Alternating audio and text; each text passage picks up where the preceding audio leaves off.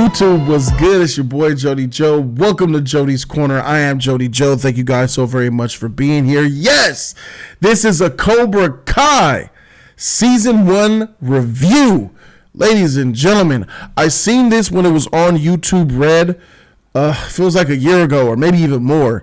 I remember seeing it and then I remember loving it, but I don't think I ever reviewed it. So it's about time that I do that because I've, rewatched it again on Netflix, and now we're going to talk about my spoiler-free thoughts on Cobra Kai, how I feel about it, a couple of details I'll give, but I won't spoil anything.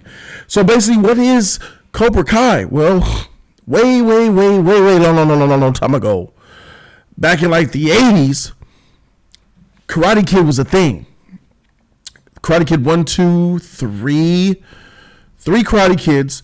It was an original story from the 1980s that was about a young coming of age boy who just moved to LA and was learning a new school, learning to deal with bullies, and then he incorporates and joins martial arts, being taught by the great legend Mr. Miyagi, who fights this bully off, who was a part of an evil dojo called Cobra Kai. And this series was created some 34 years later, and it leads off where those stories ended as they're adults, So we have Daniel, and we have why am I drawing a blank on his name? Why am I drawing a blank on freaking blonde? Why am I drawing a blank on his name? Jeez. Johnny, right while I'm typing it up, freaking Johnny. What the frick is wrong with me? So we have Johnny and the story of Johnny and Daniel, and we have them playing themselves, and where it leads off where they were at, and they have it shows you where they're at with their lives. It shows you the repercussions and the successes and the consequences of what happens to these adults based off of the actions that they made or based off the things that they have done while they were children. So if we look 34 years into the future, we have Daniel-san, who has a car dealership empire in the Valley area of Los Angeles. He's got millions of dollars. He's got a beautiful wife. He's got a even more beautiful daughter. He's got a douchebag of a son, but he's rich. Rich, living the good life, all that type of stuff. He's great. And then you get a look at Johnny, who was the bully in the film Karate Kid, who is a broke, drunk, bummy, no life having loser who drinks his sorrows away every night and has just living the bum life. So, and it takes place, the show is about looking at their lives from third-party perspective. So, Johnny comes across this kid who was getting punked like Danielson used to get punked. He's sitting outside this freaking grocery store, chilling, eating his little piece of pizza from a freaking Quickie Mart.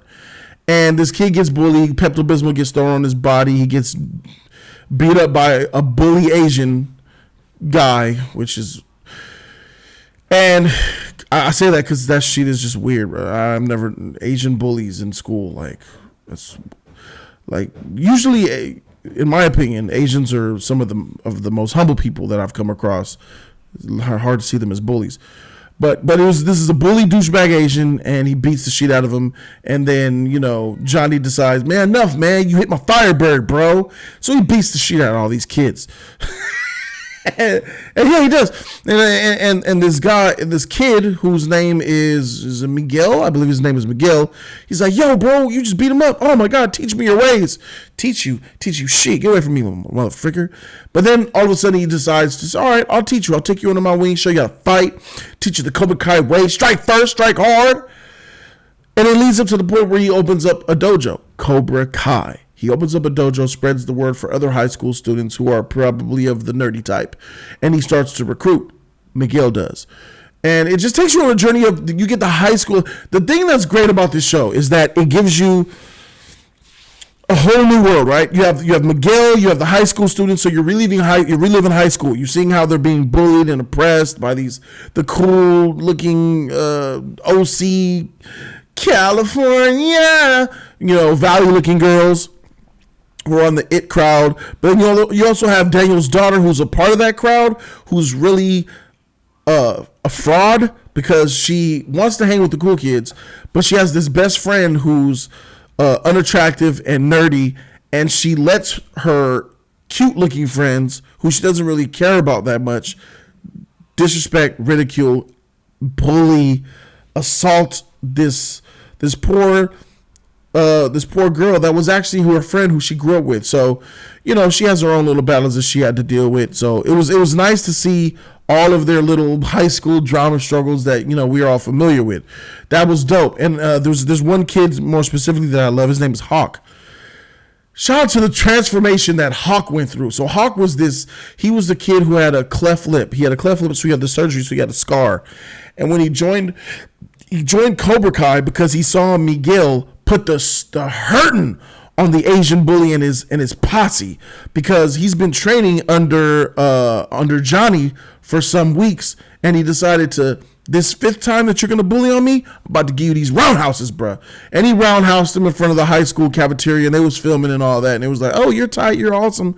So once all the nerds saw Miguel, who was a nerd getting picked on, finally destroying the bully by learning the karate that Johnny taught him, his sensei, it gave the other nerds the determination to also be like Miguel. They joined Cobra Kai.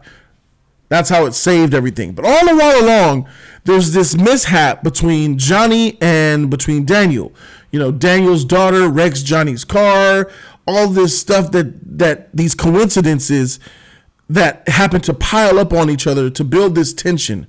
And it's like, looking at it from our perspective, me as a viewer, I could see like y'all are just beefing because this show is putting those coincidences on top of one another. And it's like, it's crazy to see just a matter of perspective changes everything. You guys wouldn't even be fighting if you guys knew the real truth. You know what I mean? So Daniel's son is a successful guy who he kind of not really looking down on Johnny. So when he comes into his dealership, he hooks him up with a nice ride, fixes his car for free at first. And then, Johnny's resentful. He doesn't really he ain't really feeling him because, he's successful and rich and Johnny's not. And you know what I'm saying? And he's bitter about it. He has this stepfather who doesn't care about him, but only, gives him money and cut him off from the money and all that. And, there's a lot of great character depth going on with this show. I could talk all day about this. Like, if I look at, there's so many characters in the show that I could talk about. That's why I'm being as vague as I possibly can. Overall, I want you guys to know that there is a magical thing happening here, and that's why this TV show is special. Something magical goes on with this show. It legitimately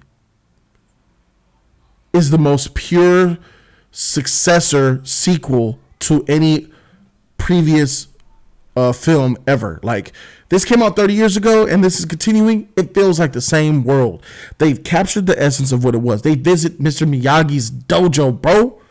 They talk about Mr. Miyagi. They go to his gravestone. They talk about all the events. Just seeing them walk in the apartment building in, I believe, Reseda.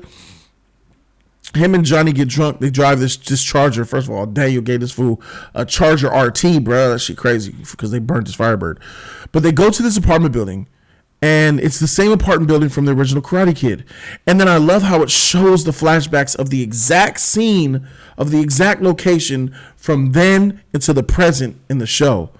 I loved it. Showing the stairs, how Daniel's son was walking up the stairs with his bike. I hate this bike. I hate this freaking bike.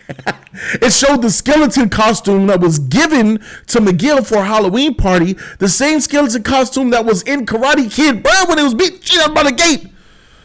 Bruh, and that just makes this amazing connection. It makes you feel this amazing, why am I wearing headphones?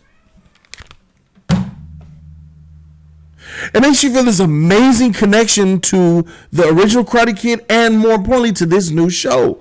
So I feel like it's not a crutch. It uses the original movie to its advantage and makes it even that much more better.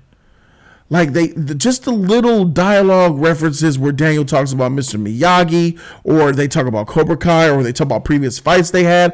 Oh, I remember that girl, the girlfriend from part. Oh yeah, she went to college. She married. She's with a doctor now. La la la.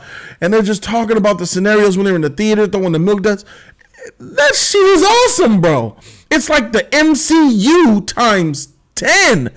You talk about connecting universes, bro. The whole Karate Kid universe is built within Cobra Kai. Cobra Kai is like, well, Karate Kid is the foundation, but Cobra Kai is the glue that's tying these movies together, bro. I love this season. Now there's some cheesiness here. Yeah, I love that they have curse words. It's a jumble of kiddie, and then it gets mature. It's got a nice little flavor of cursing and sexual explicit content with lighthearted kiddie teen tween type of appeal going on. I like that. I feel that there is some cheesy moments that they probably need to eliminate for season 2. There are some moments where it's like, oh, this is predictable. Oh, of course you did that. For instance, I'm gonna talk about this one scene where I'm drawing a blank on the. Let me look her up. Amanda. She like a super Khaleesi, bruh. She fine, bro. 10 out of 10, bruh. 10 out of 10. I'm eating. So this girl, Amanda LaRusso, the daughter, she has this friendship kind of barely with Johnny's son, who goes by the name of, where's your freaking handsome face, you pretty boy looking mother freaker. But y'all know what I'm talking about. Johnny's son. Where's he at? What's his name? Miguel, Daniel, Johnny, Amanda. Oh yeah, Robbie. So she has this, like, and then, you know, Miguel sees them at like a dinner thing, and she doesn't mention that he's there. But then the scene where she comes to this beach party to see Miguel, right? And it's where the director, I hate when directors do this shit to make it seem a certain way. Just be honest. So she's like, I'm here to see my boyfriend. I'm here to see my boyfriend. I can't wait to see my boyfriend. So by the time they're walking down the hill, so when they're talking, they're not holding hands. When they're talking, they're like, okay, let's go see my boyfriend now. So then the next scene, which is the scene of what Miguel sees, he sees them walking, holding hands, walking down the hill together, laughing, I love you, baby. To really make it, to set that up to make Miguel act out. And I feel it's just a couple of poor direction, moments there, that it upset me. It pissed me off. I'm like, oh, I'm rolling my eyes at this scene. Like, oh my God, no one really does this. She came to see you. Why would she be holding hands with this fool?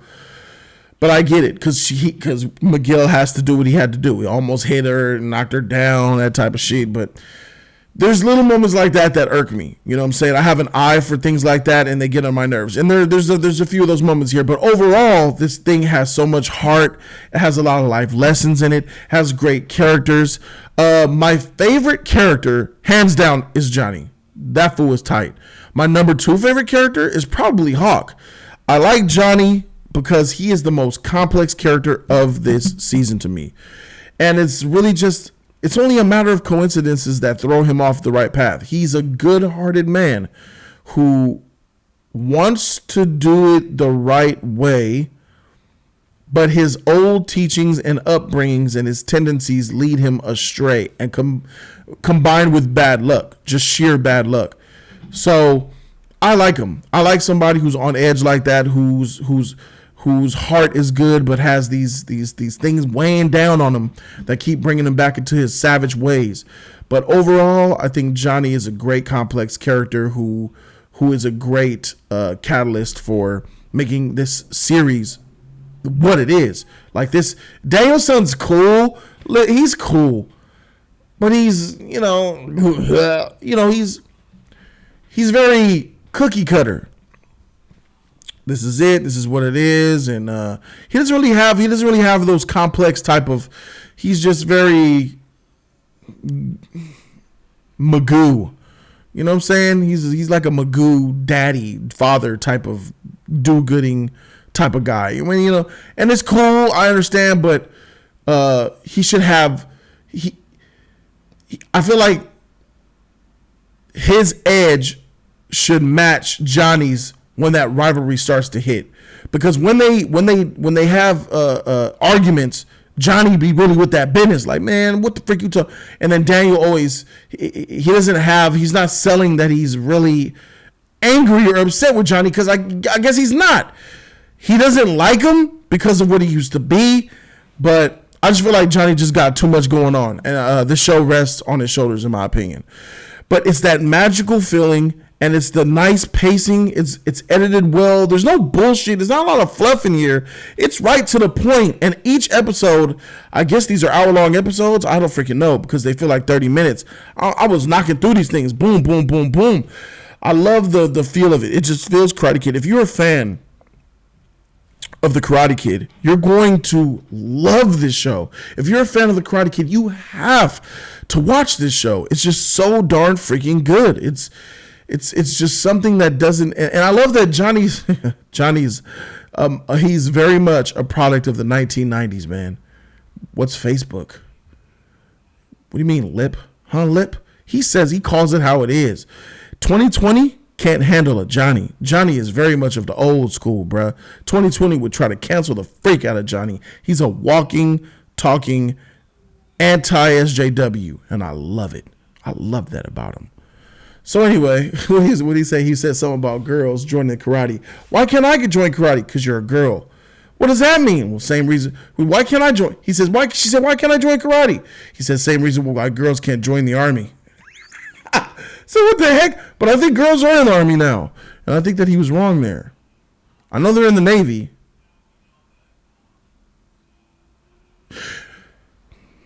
Or is it the Marines that they can't join?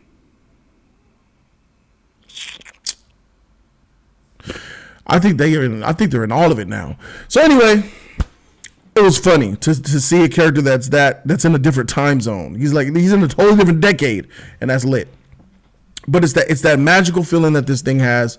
It's got the great editing, great pacing, no nonsense, no BS.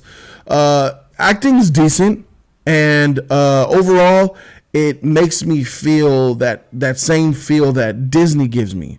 That's probably the best way that I could describe it, is that I feel a Disney tingle, not as strong, but a slight one while watching Cobra Kai. And I think that comes from the fact that I enjoy the first two Karate Kid movies. That third one. But you know what I'm saying? Cobra Kai is a fantastic season. I highly recommend that you guys watch it. It's #1 on Netflix right now. Netflix got the episodes, and I can't wait to watch and review season 2 for you guys. So what do we give? What do I grade this thing? I grade Cobra Kai season 1 an A-, baby. Yeah.